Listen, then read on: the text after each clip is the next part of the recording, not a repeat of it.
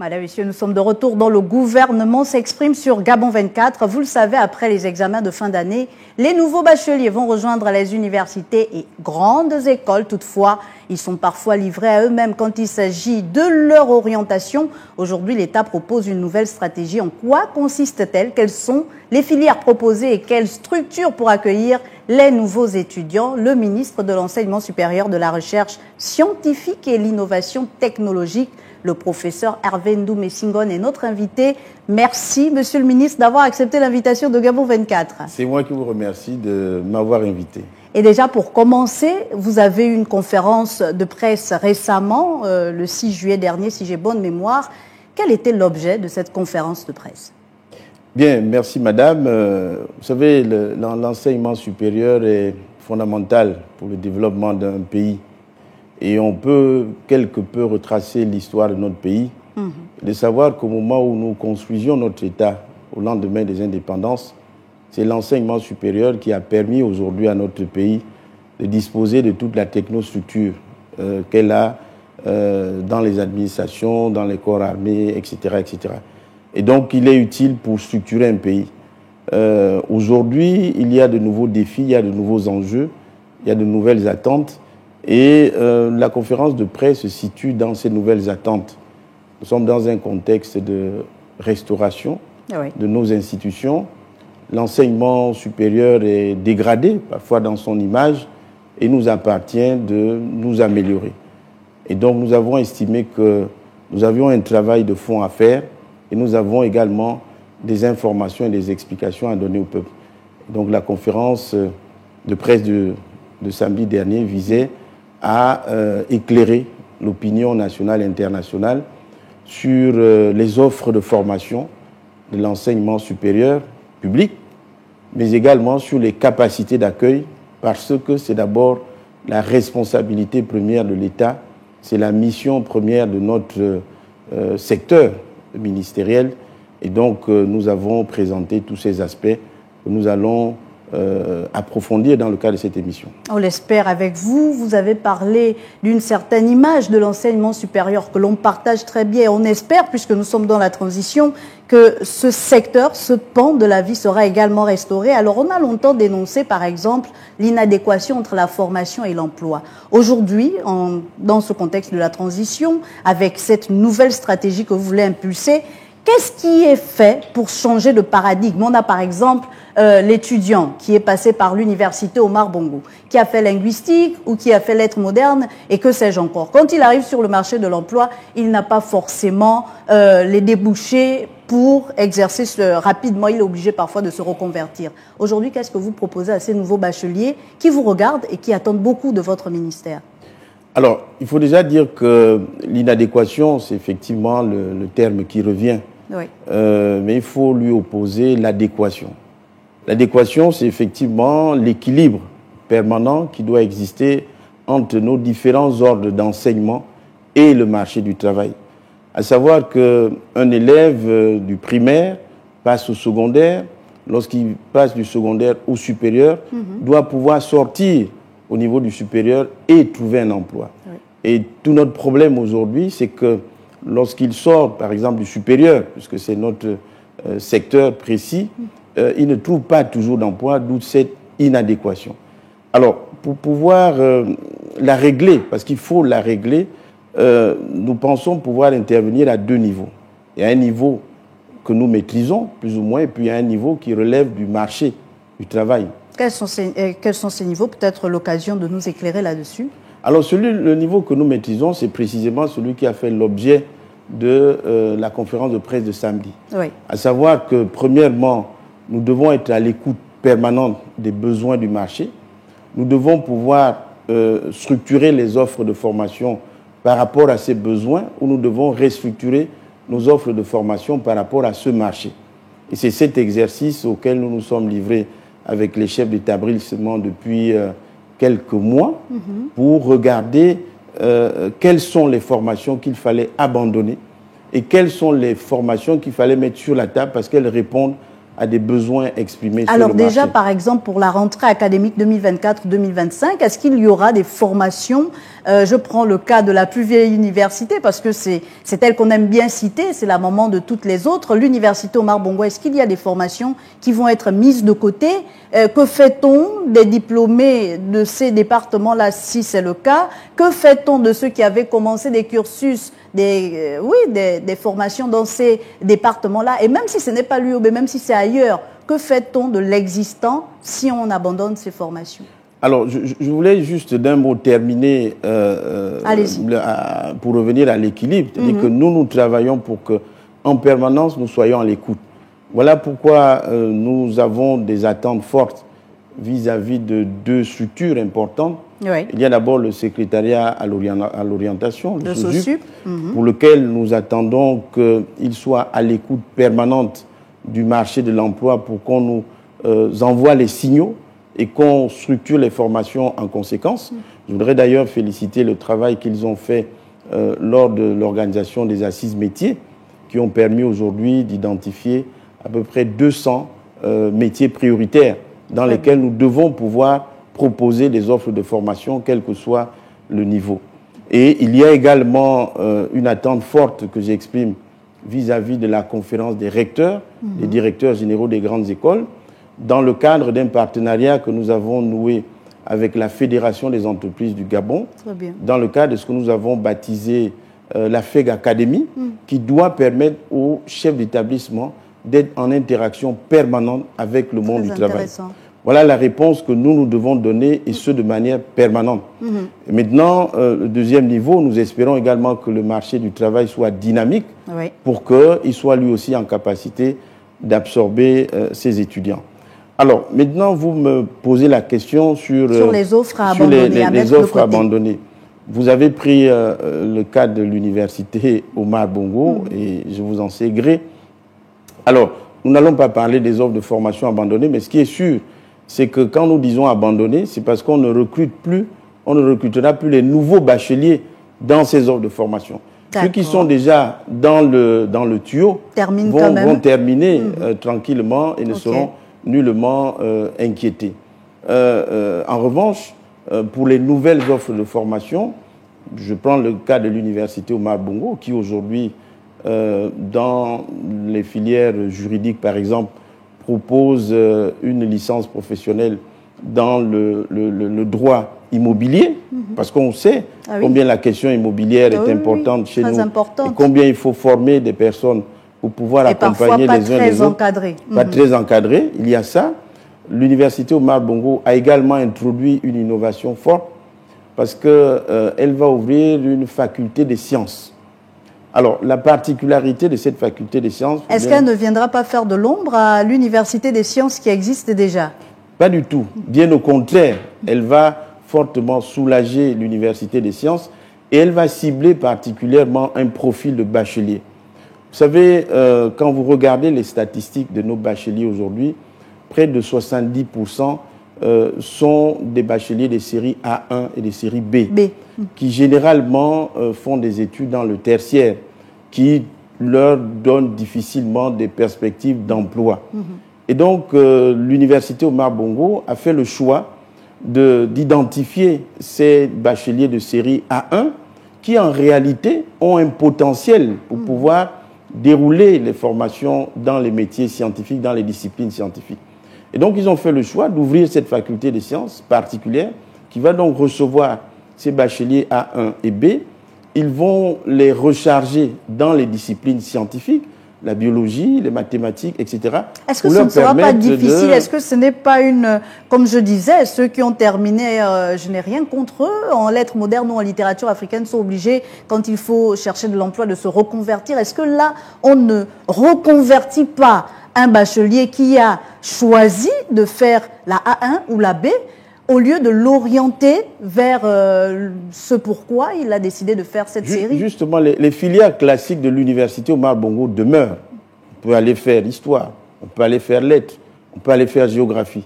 Mais pour faire face justement au profil de nos bacheliers, parce qu'on en a 22 000, mais il faut bien tenir compte du profil de ces 22 000 bacheliers. Je vous dis, il y a plus de 70% qui sont des séries A1 et des séries B.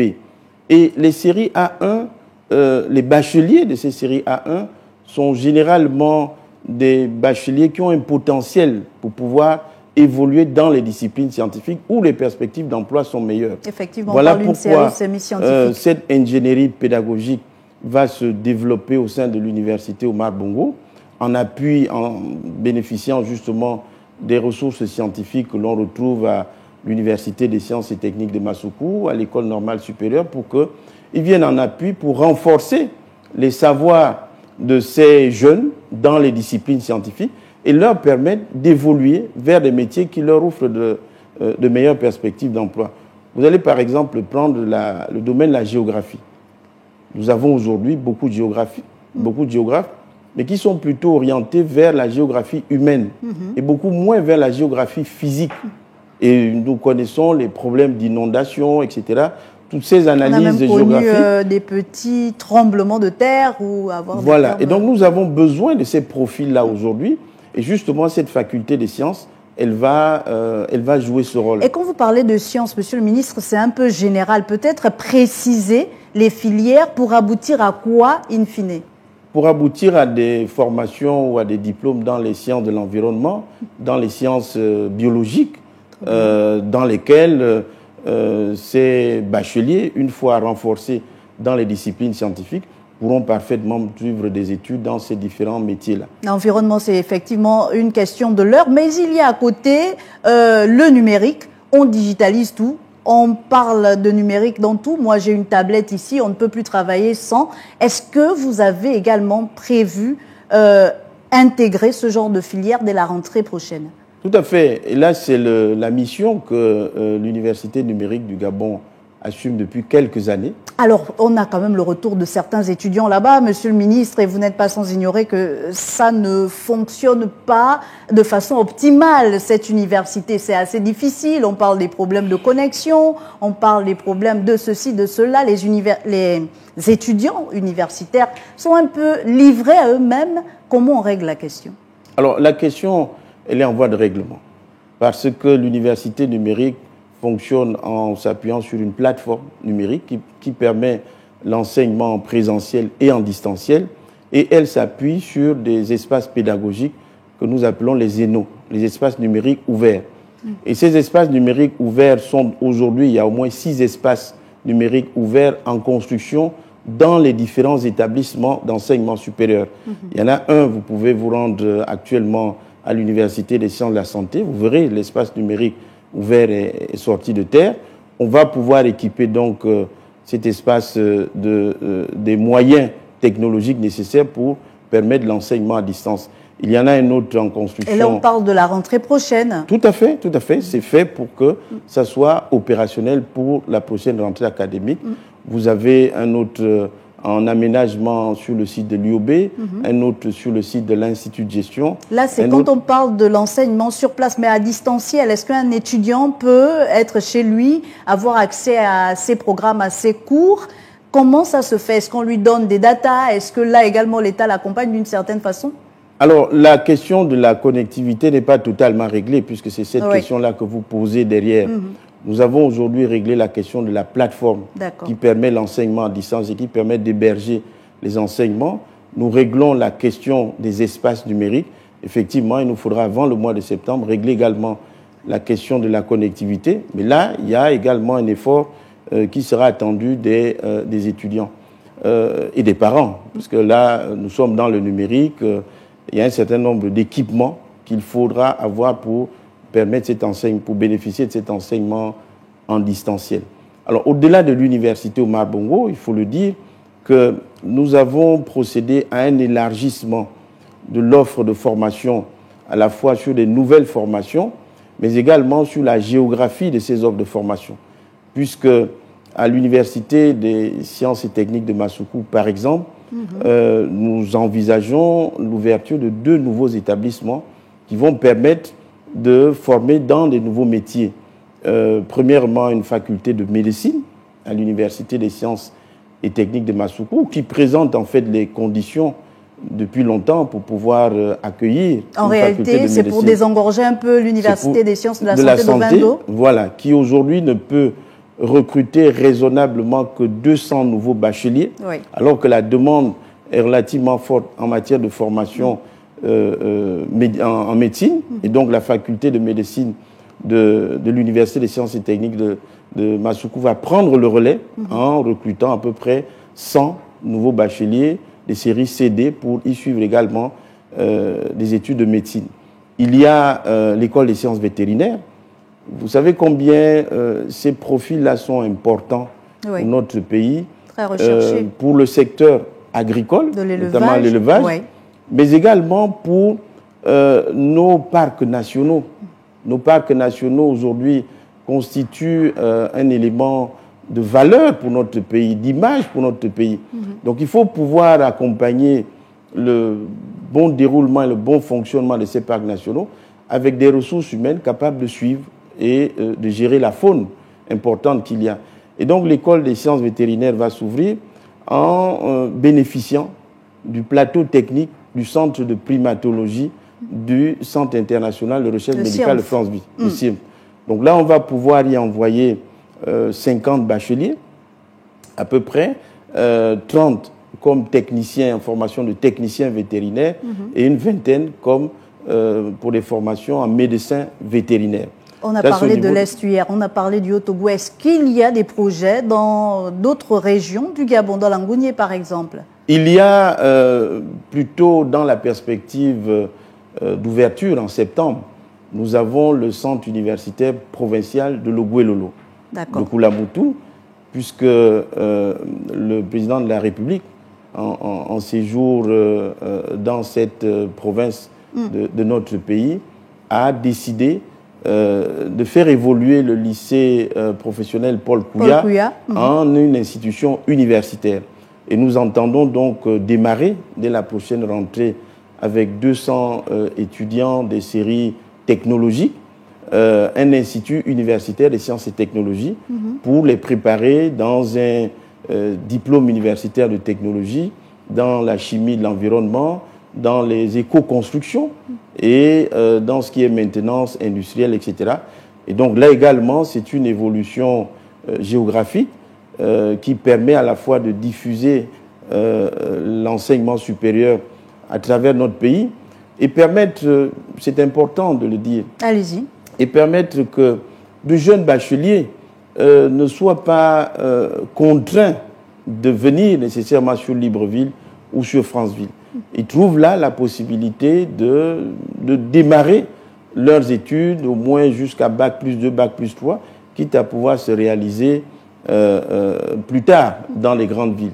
Et cette dynamique, en fait, elle devrait se poursuivre avec Mouila, dont nous avons déjà lancé les travaux, avec OIM, avec Lambaréné. Mais qui ne vont pas forcément ouvrir. Ils vont pas ouvrir en début d'année prochaine. On aura au moins l'estuaire, le Haut-Togoué et Logoué-Lolo. Ce qui est intéressant, c'est qu'on part de l'existant en ce qui concerne, puisqu'on a emboîté le pan sur les structures d'accueil.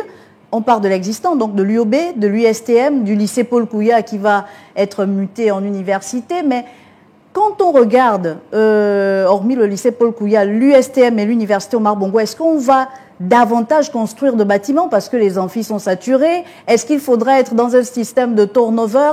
Est-ce que comment le ministère s'organise pour que dès la rentrée prochaine, les étudiants puissent reprendre le chemin des amphithéâtres tranquillement? Alors, il y a un programme de construction de nouvelles salles de classe dans les établissements d'enseignement supérieur qui sont sur la place de Libreville. Aujourd'hui, chaque établissement bénéficie de 200 à 500 places nouvelles. L'université Omar Bongo, c'est un bâtiment de près de 1000 places que nous construisons actuellement, ce qui va permettre effectivement d'accueillir ces nouveaux étudiants, en tout cas faciliter l'organisation effective des enseignements, mutualiser également les espaces disponibles. Là, c'est au niveau de Libreville. Et puis les nouvelles constructions, que ce soit à OIM, à Mouila et à Lambaréné, vont permettre d'accroître. Mais on parle d'abord là, monsieur le ministre, des 22 000 bacheliers que nous avons. Où les loge-t-on? Parce que lors de votre conférence, vous avez dit que vous allez prioriser l'orientation sur le plan national. C'est intéressant et c'est très bien de faire du Gabon d'abord, mais du Gabon d'abord avec quoi exactement?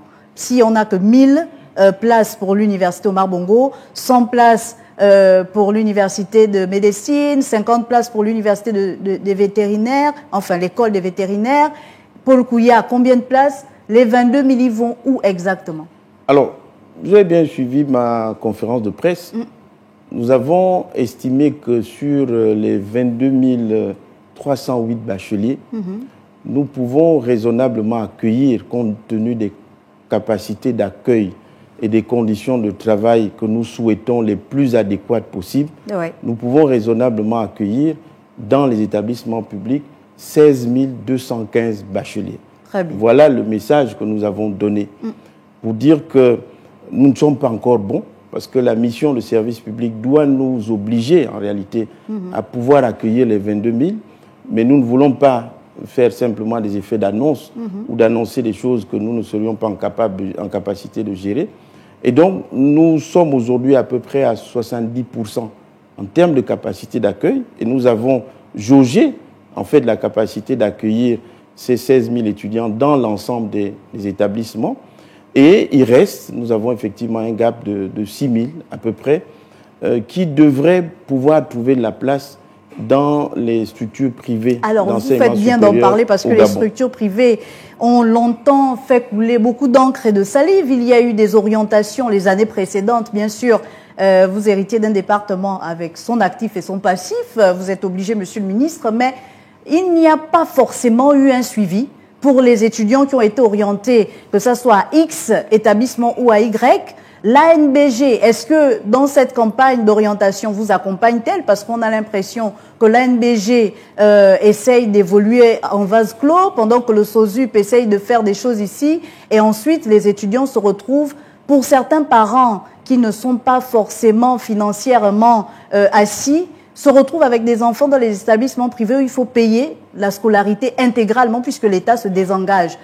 Concrètement, est-ce qu'il y a des établissements vers qui vous allez orienter les enfants? Est-ce que l'ANBG pourra supporter certains coûts? À quelle hauteur? Alors, justement, tout l'intérêt de ce travail, c'est de mettre l'État devant ses responsabilités.